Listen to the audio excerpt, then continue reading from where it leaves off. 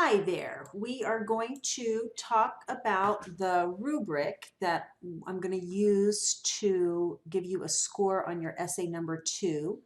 And when you take a look at it, you're going to see that it's really similar to the rubric from essay number 1, at least the descriptions of the criteria and everything that I'm grading you on is really similar. The main difference is the way that the points are split up. So I do want to take a quick look at this. So the first area is organization, and this is now worth 20 points instead of 30. So for the organization, the most important thing is making sure that you've got your introductory paragraph that has a real good, strong thesis at the beginning that I can easily spot and find, the easiest way to do that is just to put it at the very end of your first body paragraph, your intro body paragraph, and that way I'll know where to look for it. And that should clearly state your opinion about the topic.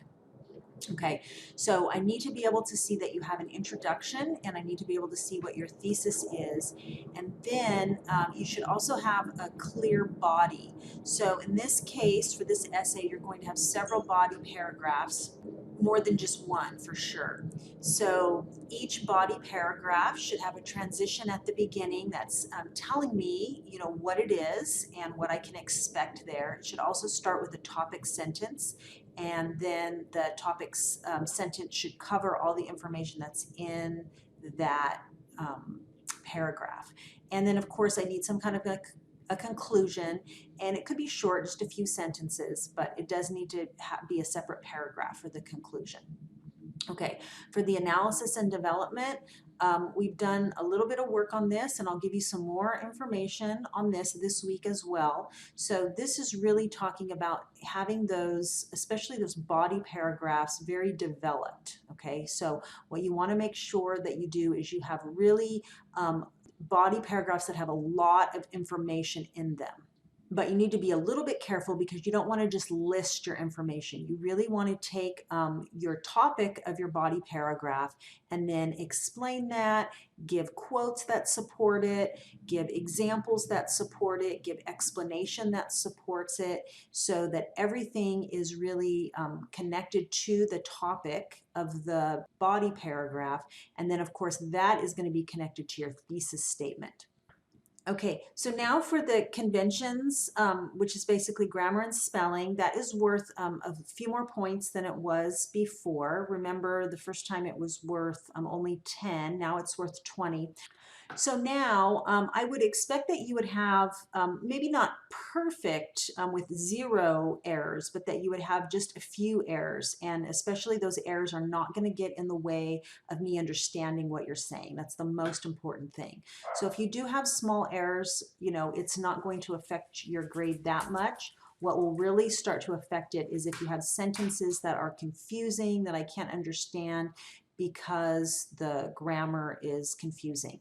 One of the things that I want to encourage everyone to do, if you had any points last time on your conventions taken off, is to make sure that when you're all done with writing everything, that you visit the Past Center one last time and just tell them that you want to go over your grammar, spelling, and punctuation, just to kind of go over it one last time to spot any errors that you couldn't find. Okay, and then another area that's important is going to be the citations. Now, for this essay, we're only going to be citing from Pedagogy of the Oppressed. You probably are not going to have any other citations from any other sources. If you do, make sure that you check with me. So what we don't want to do is, a bunch of Googling and finding websites. You can find plenty of them, but I don't want you to do that. I really want you to quote and cite from Pedagogy of the Oppressed. And so I have the works cited page all set up for you. You can just copy that. And then besides that, you just need to make sure that you have the front page set up correctly, your paragraphs are indented, all of that stuff, everything's double spaced. And then another really important thing that you have to make sure that you do is every single time you have a citation, it has to be in a citation sandwich. So don't forget that part. Make sure that it's really, really clear so that you really have an opening part, that top bread that introduces it and lets your reader know that a citation is coming up. And then do not forget that last sentence that connects it. That's really, really important. Without that, your quotations or citations can be really just kind of floating and not connected to what you're saying.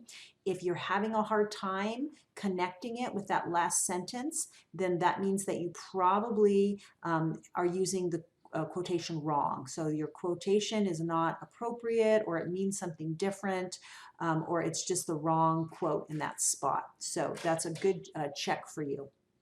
And then, of course, vocabulary. The main thing here is making sure that you're using formal vocabulary. Don't use slang.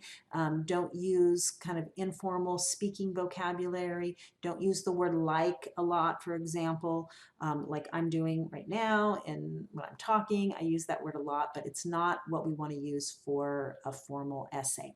Okay, let me know if you have any questions about any of these details of any of the criteria in the rubric.